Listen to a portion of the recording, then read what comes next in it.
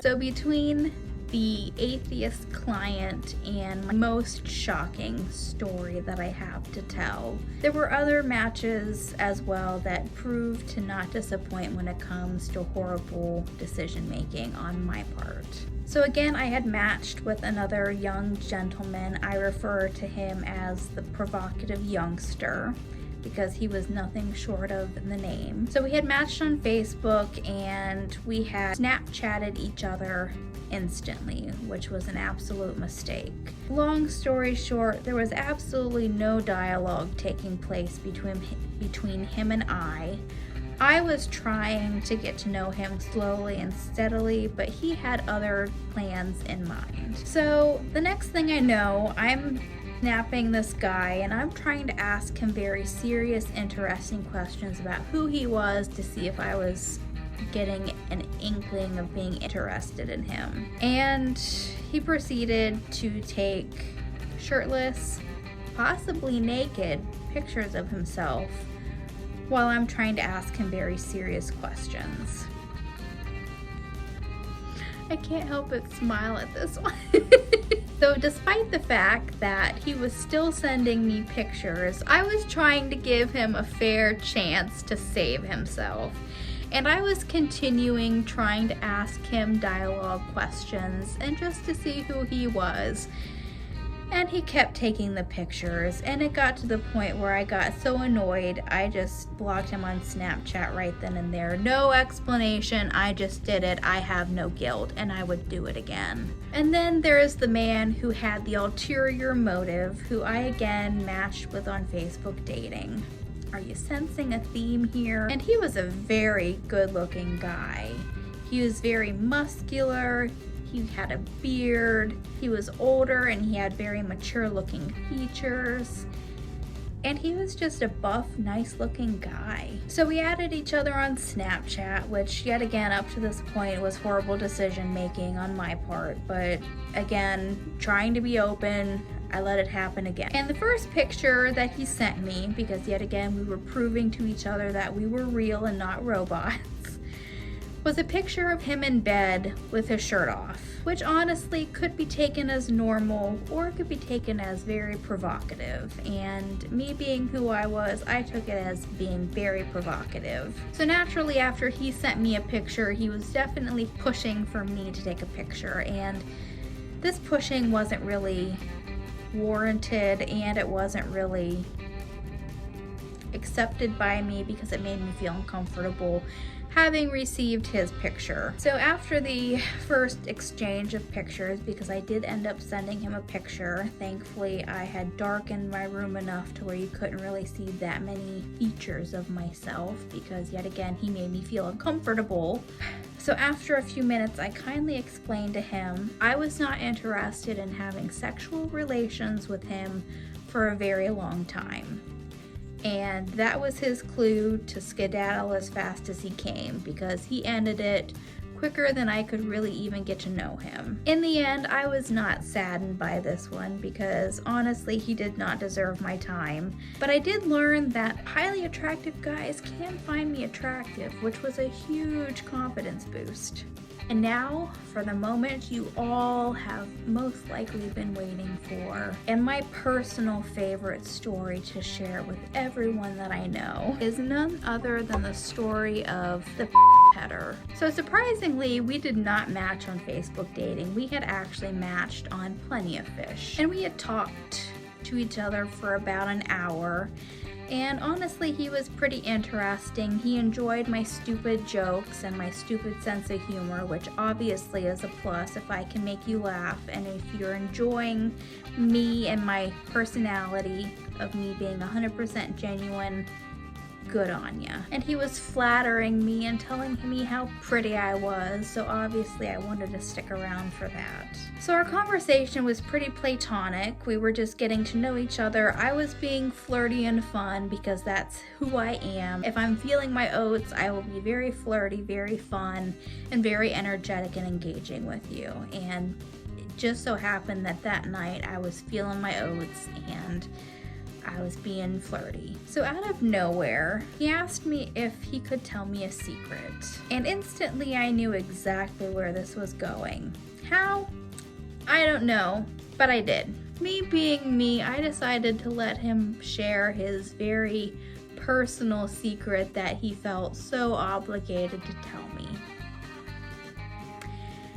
And basically he shared that he was rubbing his while he was talking to me. Or rather, his Naturally, I was appalled.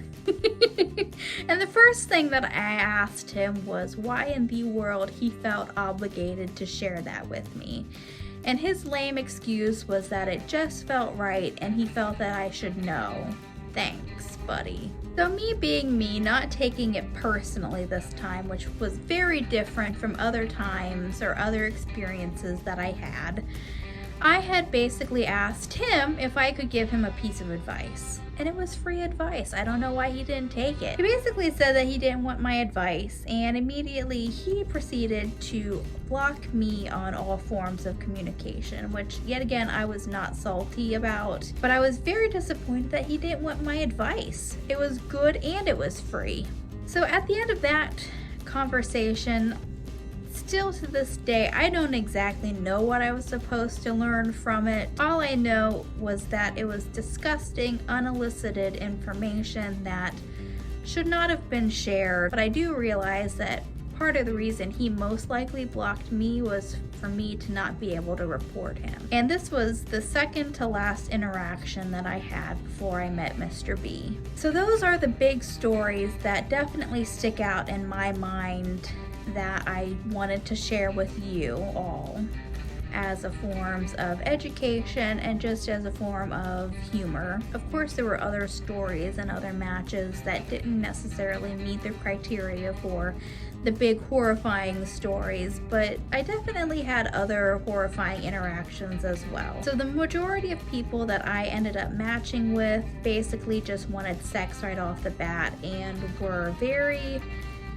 eager to end the conversation with me once I decided, or once I shared that I was not interested in having any sexual relationships with them. And it was interesting because this was definitely the most open I had been in my life was during the online dating period.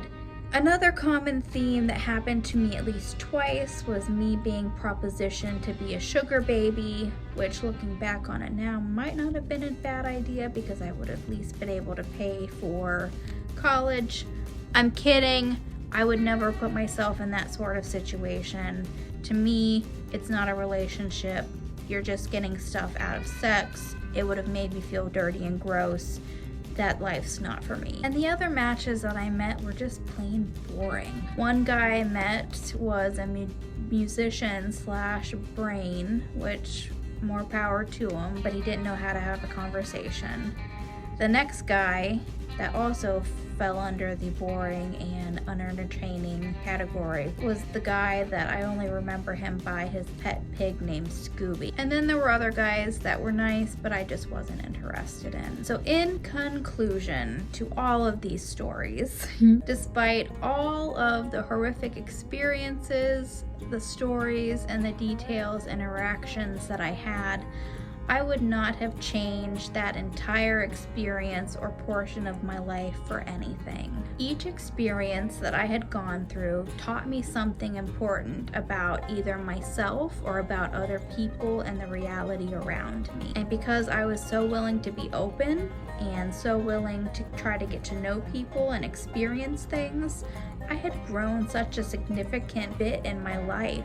And most importantly, all of these horrific stories make really good stories to tell you guys and hopefully my kids someday when they start dating. Overall, all of these stories and interactions and experiences helped me become a more well-rounded person in my dating life. And it helped me battle out some of my naivety that I had and still have somewhat today. The most important lesson that kept re-emphasizing itself throughout all of my online dating experience thus far has been to trust my gut no matter what the circumstances are. And the second most important lesson is to have a laugh. Honestly, if I'm able to make you guys laugh for at least one story or one situation that I shared, to me it will be a success, because honestly the world needs more laughter and we need to have more fun as people, because times right now are pretty tough. And like I said at the very beginning of the video, I do not mean any of these guys any harm. I wish them nothing but love and positivity and good vibes while they find their own romantic ventures and go down through their own dating journeys. I hope all of these stories serve as a reminder to you guys to stay safe while online dating or dating in general. Remember to trust your gut, even if the red flag is so small to begin with. Be sure to practice safe boundaries, and that includes having even safer boundaries than what I did. I let a lot of things go that possibly I shouldn't have, but yet again I knew that I was not going to be meeting any of these people in person due to the situation, so overall I was relatively safe. And I learned in the end, for me, I hope that I never have to go through the online dating experience again. And I'm not saying that to put pressure on Mr. B, because I have already told him that I would never do anything to cause any damage between him and I, including putting extringent amount of pressure on him.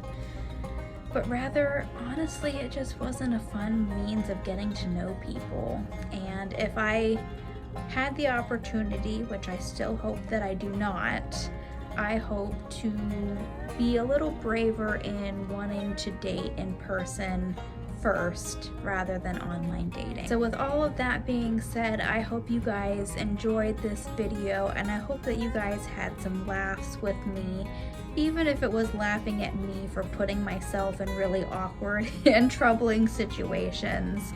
Honestly, I still laugh at these situations, and it's 9 months after all of this has gone down. Please stay tuned for additional videos.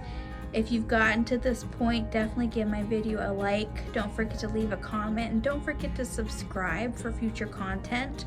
All you have to do is hit that bell for notifications, and you will be notified each and every time I post a video. And with all of that being said, again, I hope that you guys remember to live faithfully, lead courageously, and to love unconditionally. And I will see you guys next time. Bye.